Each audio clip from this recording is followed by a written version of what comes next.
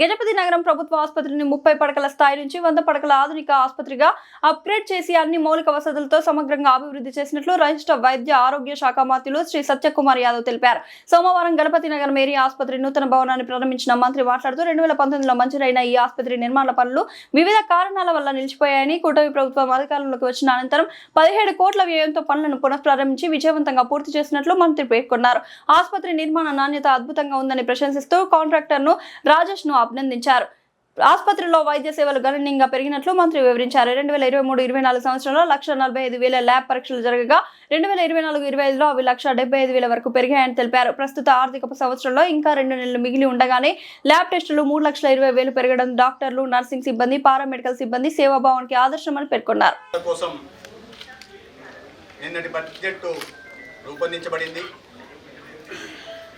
ఒక దీర్ఘకాలిక పురోగతికి, సుస్థిర అభివృద్ధికి నిన్న ప్రవేశపెట్టిన బడ్జెట్ ఒక సంకేతంగా నిలుస్తుంది.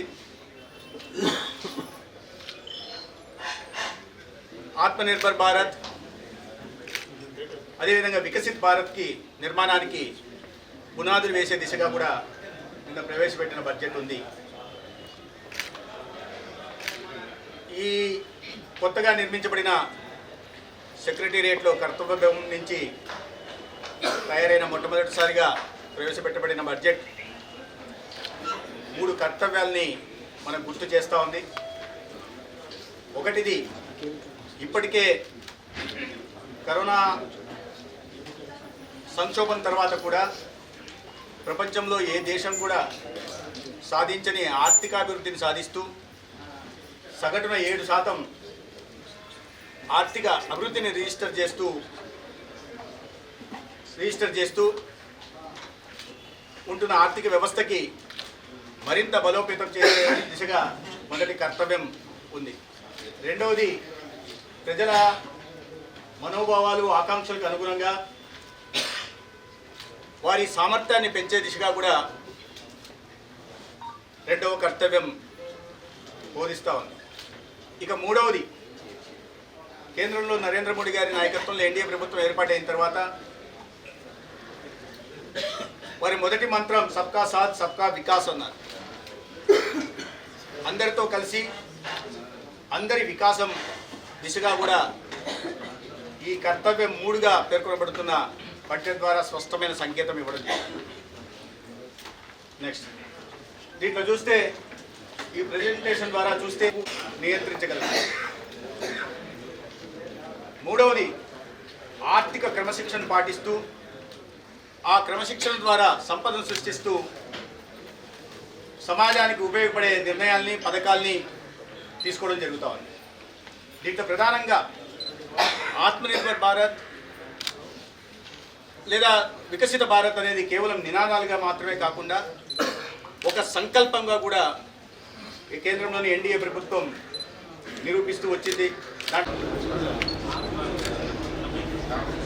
రాష్ట్ర ప్రజానీకానికి మన కేంద్ర ప్రభుత్వం తీసుకున్నటువంటి బడ్జెట్ వివరాలు విశ్లేషణగా చెప్పడమే కాకుండా ఈ సంవత్సరం, ఈ ఆర్థిక సంవత్సరంలో ఈ బడ్జెట్ ఏ రకంగా క్యాల్కులేట్ చేశారు, ఏ రకంగా సెక్షన్స్ అనేవి ఇంప్లిమెంట్ చేశారనేది ప్రధానంగా మన కేంద్ర రాష్ట్ర ప్రభుత్వాలను మనం అభినందించాల్సిన అవసరం ఉంది. ఎందుకంటే గత సుదీర్ఘంగా 2 నెలలుగా కేంద్ర ప్రభుత్వం ప్రతి డిపార్ట్మెంట్తో కూడా ఒక చర్చ జరిపించి ఏ రకంగా బడ్జెట్ ఉంటే బాగుంటుంది, కేంద్ర రాష్ట్ర ప్రభుత్వాలు ఏ రకంగా కలిసి పనిచేసేదానికి అవకాశం ఉంది, కేంద్ర ప్రభుత్వం తాలూకా బడ్జెట్ రాష్ట్ర ప్రభుత్వానికి ఏ రకంగా ఇస్తే బాగుంటుంది అనేది ఎప్పుడూ రెగ్యులర్గా ఎక్సైజ్ చేయడం జరిగింది. అనేకమైన మీటింగ్స్ జరిగాయి, విశ్లేషణ జరిగింది. మరి సెంట్రల్ స్పాన్సర్డ్ స్కీమ్స్ కూడా ఏ రకంగా గ్రామ స్థాయికి, కింద స్థాయి వరకు వెళ్ళాలంటే ఏ రకంగా చేయాలి, ఇవన్నీ కూడా పెద్ద ఎత్తున డిస్కషన్స్ పెట్టి ఒపీనియన్స్ తీసుకొని దానికి కార్యరూపం చేస్తూ ఈరోజు నిన్న బడ్జెట్ రిలీజ్ చేయడం జరిగింది. మన గౌరవ ప్రధానమంత్రి గారు సబ్కా సాథ్ సబ్కా వికాస్ అనే నిపంతో విజన్ 2047 అనేది ఏదైతే భావించారో దానికి అనుగుణంగా కొత్త అధ్యాయం అనేది బడ్జెట్లో రిలీజ్ చేయడం జరిగింది. మరీ ముఖ్యంగా ఎంఎస్ఎంఈలో కూడా అనేకమైన సంస్కరణలు తీసుకురావడం జరిగింది. ఈక్విటీ సపోర్ట్ అని చెప్పి కొత్త విధానం తీసుకొచ్చారు. సుమారు 10,000 కోట్ల రూపాయలని దీన్ని కేటాయిస్తూ సెల్ఫ్ రిలయంట్ ఇండియా ఫండ్ అని NSIC national small scale industry corporation ద్వారా ఈ వెంచర్ క్యాపిటల్ ఫండ్ ఏదైతే ఉందో ఎంఎస్ఎంఈ ఇండస్ట్రీస్కి పెద్ద ఎత్తున సహకారం చేయడానికి ఒక కొత్త ప్లాట్ఫామ్ ఎస్టాబ్లిష్ చేయడం జరిగింది. మరి అలాగే లిక్విడిటీ సపోర్ట్, లిక్విడిటీ అంటే జనరల్గా ఎంఎస్ఎంఈ ఇండస్ట్రీస్కి ఎక్కువ శాతం పేమెంట్ ఇబ్బందులు ఉన్నాయి. అందుకే గతంలో థ్రెడ్స్ అనే ఒక కాన్సెప్ట్ తీసుకొచ్చి పేమెంట్ ఏదైతే ముందస్తుగానే పేమెంట్ ఎంఎస్ఎంఈస్ ఇండస్ట్రీస్ రావడానికి కార్యాచరణ చేయడం జరిగింది. దానికోసం చెప్పి స్పెషల్గా థ్రెడ్స్ని ఒక సెంట్రల్ సిపిఎస్సి ఏదైతే సెంట్రల్ ప్రొక్యూర్మెంట్ సిస్టమ్ ఉంటుందో అక్కడ ఉన్నటువంటి ఇండస్ట్రీస్ అంటే బేసిక్గా సెంట్రల్ నుంచి ప్రమోట్ చేసినటువంటి ప్రోడక్ట్స్ అన్నీ కూడా మన గతిశక్తిలో కలిపి ఏదైనా టెండర్ చేస్తే థ్రెడ్స్ని మ్యాండేట్ చేశారు. ఎప్పుడైతే థ్రెడ్స్ మ్యాండేట్ అవుతుందో సెంట్రల్ గవర్నమెంట్ స్కీమ్స్లో ప్రొక్యూర్ చేస్తున్నటువంటి ఎంఎస్ఎంఈ 25% ప్రోడక్ట్స్ని అంటే నెగోషియేషన్గా థ్రెడ్స్ ఒక మంచి ప్లాట్ఫామ్ అవుతుంది. ఎందుకంటే పేమెంట్ అనేది గవర్నమెంట్కి నుంచి లేట్గా వచ్చిన థ్రెడ్స్ వాటికి సపోర్ట్ చేసి ముందస్తుగానే పేమెంట్ రిలీజ్ చేయడానికి ఆస్కారం ఉంటుంది. సో దాన్ని ఈసారి పెద్ద ఎత్తున మ్యాండేట్ చేయడం మంచి విషయంగా నేను భావిస్తున్నాను. మరి అలాగే సిజిటిఎంఎస్సి, జనరల్గా సిజిటిఎంఎస్సి అనేది ఎక్కువ శాతం మనం యూటిలైజ్ చేయడం జరుగుతుంది లాస్ట్ 5 yearsలో. మరి ముఖ్యంగా ఆంధ్రప్రదేశ్లో గత సంవత్సరం 8,000 కోట్లు యూటిలైజ్ చేయడం జరిగింది. ఇప్పుడు ఈ థ్రెడ్స్ కాన్సెప్ట్లో కూడా సిజిటిఎంఎస్సిని యూస్ చేసి ఎక్కువ మందికి పేమెంట్స్ సరైన టైంలో వచ్చేదాన్ని కూడా కార్యరూపం చేయడం జరిగింది. అలాగే ప్రొఫెషనల్ సపోర్ట్ కొత్తగా ఏంటంటే మన జనరల్గా institute of company secretaries of India and institute of chartered accounts of India వీళ్ళిద్దరి సహకారంతో కార్పొరేట్ మిత్రాస్ అని పెట్టి ఎవరైనా ఎంఎస్ఎంఈస్కి ఒక మంచి సపోర్ట్ మెకానిజం వచ్చేలాగా వీళ్ళిద్దరిని కూడా కార్యరూపం చేస్తున్నారు. ప్రతి జిల్లాలో కూడా ఒక కార్పొరేట్ అంటే కంపెనీ సెక్రటరీస్ కానీ చార్టర్డ్ అకౌంట్స్ కానీ ఎంఎస్ఎంఈకి సపోర్ట్ మెకానిజం చేయడానికి కూడా ఒక కొత్త కార్యరూపం చేయడం జరిగింది. అలాగే ప్రమోషనల్ స్కీమ్స్లో కూడా కోకోనట్ ప్రమోషనల్ స్కీమ్ అని పెట్టడం జరిగింది. అలాగే క్యాష్యూ నట్కి కోకోకి ప్రత్యేకించి ఇంపార్టెన్స్ ఇవ్వడం జరిగింది. మరి అలాగే exports of marine leather and textile products వీటి మీద కూడా పెద్ద ఎత్తున సపోర్ట్ మెకానిజం ఇక్కడ ఇవ్వడం జరిగింది. అంటే ఎగ్జామ్షన్స్ కూడా ఇవ్వడం, ట్యాక్స్ ఎగ్జామ్షన్స్ కూడా ఇవ్వడం జరిగింది. న్యూక్లియర్ పవర్ మీద ఇవ్వడం జరిగింది. ఇలాగా స్పెసిఫిక్ డీటెయిల్స్లోకి వెళ్ళి కొత్త విధానం తీసుకొచ్చి ఎక్కడైతే ఇండియా స్ట్రెంత్ అవ్వాలో రేర్ ఎర్త్ మినరల్స్లో కొత్తగా చేయడం కానీ, అలాగే సివిల్ అండ్ డిఫెన్స్ ఏవియేషన్ మీద కూడా కొంచెం ఎగ్జామ్షన్స్ ఇవ్వడం కానీ, అలాగే బయోగ్యాస్ బ్లెండ్ సిఎన్జి కూడా కొంచెం ఎగ్జామ్షన్స్ ఇవ్వడం కానీ, ఎలక్ట్రానిక్స్ ఇవ్వడం కానీ, అలాగే బయోఫార్మా శక్తి అని చెప్పి కొత్త ఎత్తున దానికి స్పెషల్ బడ్జెట్ 10,000 crores శాంక్షన్ చేసి దాన్ని కూడా ఒక కార్యరూపం చేయడం కానీ, అలాగే ఇండియా సెమీకండక్టర్ మిషన్ మీద కూడా బడ్జెట్ని ఇంక్రీజ్ చేయడం కానీ, అలాగే ఎలక్ట్రానిక్స్ కాంపోనెంట్ మ్యానుఫ్యాక్చరింగ్ కూడా సపోర్ట్ మెకానిజం 22,000 నుంచి 40,000 కోట్ల వరకు పెంచడంలో కానీ, ఇవన్నీ కూడా మనకి ఎక్కువ మందికి ఎంఎస్ఎంఈ ఇండస్ట్రీస్కి కొంచెం సపోర్ట్ మెకానిజం వచ్చేలాగా ఇవన్నీ కూడా చేయడం జరిగింది. అంటే ఇవన్నీ కూడా కార్యరూపంగా గతంలో కన్నా ఈసారి అధ్యయనం కలుగుతూ మన ఇండియాకి ఏ రకంగా అయితే ఎకానమీ పెరగాలి, ఏ రకంగా అయితే ఎంప్లాయ్మెంట్ కల్పించాలి, ఎంఎస్ఎంఈ ఇండస్ట్రీస్ కూడా పెద్ద ఎత్తున తీసుకెళ్ళడానికి ఇవన్నీ కూడా కార్యరూపం చేశారు.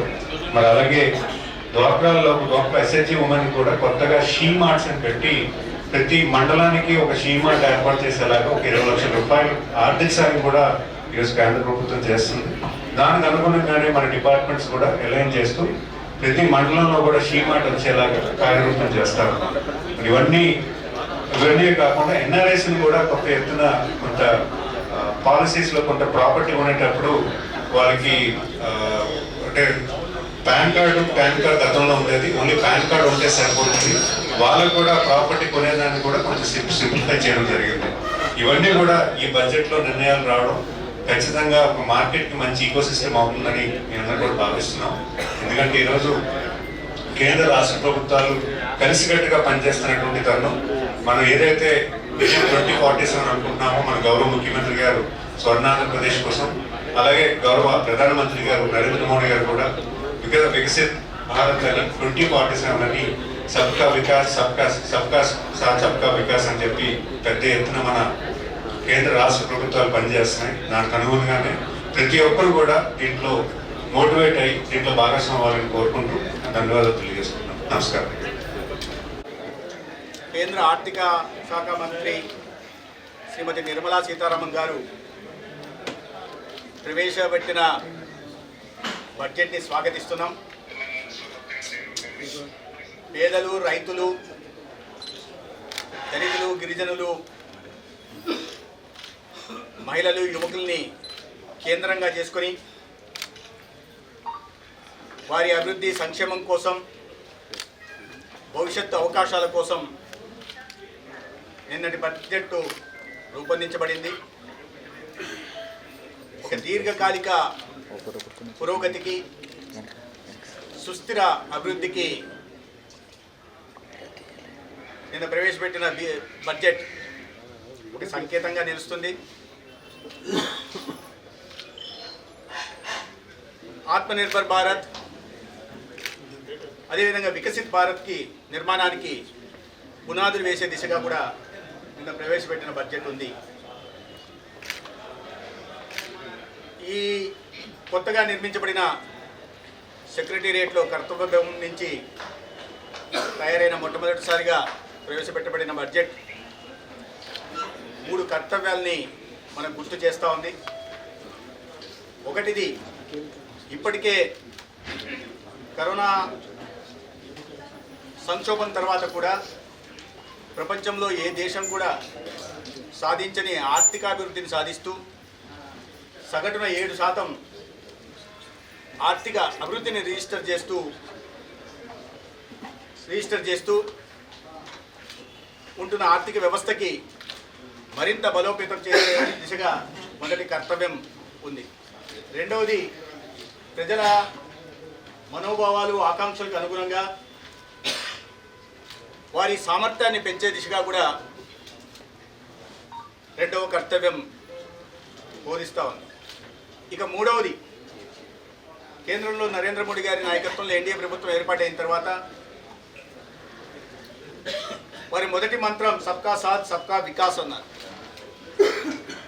అందరితో కలిసి అందరి వికాసం దిశగా కూడా ఈ కర్తవ్యం 3గా పేర్కొనబడుతున్న బడ్జెట్ ద్వారా స్పష్టమైన సంకేతం ఇవ్వడం జరిగింది.